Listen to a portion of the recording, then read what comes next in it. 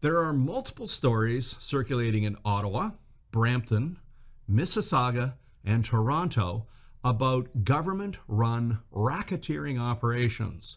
What are the sources of these stories?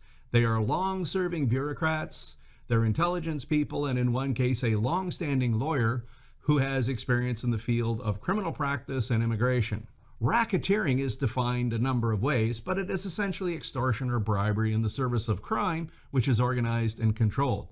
The intent, of course, is profit, usually of the monetary kind or the political influence kind. This racketeering is alleged to involve members of parliament and ministers of the crown. They are working in collusion with each other for payments that are alleged to run from $50,000 to $100,000 for each criminal act being requested by, well, we're not quite sure who. Well, actually, we kind of know who it is, but we're really not supposed to say. The payments are for individuals or groups who want government outcomes changed. It should be noted this is not just the odd case. It's reported to be a systemic issue with literally hundreds of outcomes affected. I've tried tracking some of these issues to see if I can validate them, to find sort of a paper trail or at least some sense that there's a pattern of evidence here. I've had some success.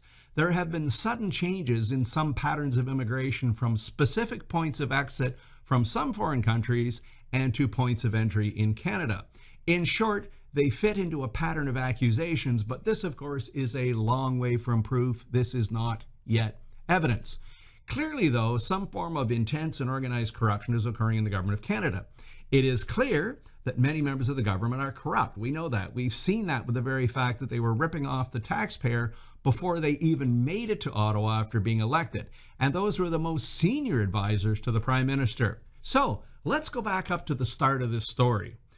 Senior members of the Prime Minister's office in the Privy Council office were frightened by the United We Roll protests in February of 2019.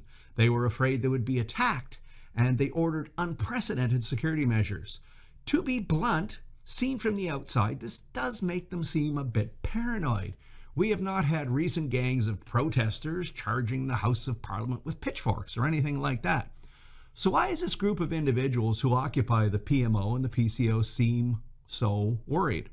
Are they paranoid, or are they worried for a reason? Is their fear rational, in that is in fact driven by the fact they know how bad things are inside the government and they're afraid it's going to get out, or maybe it's already getting out? They don't know. You are not paranoid, of course, if you're actually hiding real problems. So what is the truth in all of this? For right now, we don't know, and only time will tell.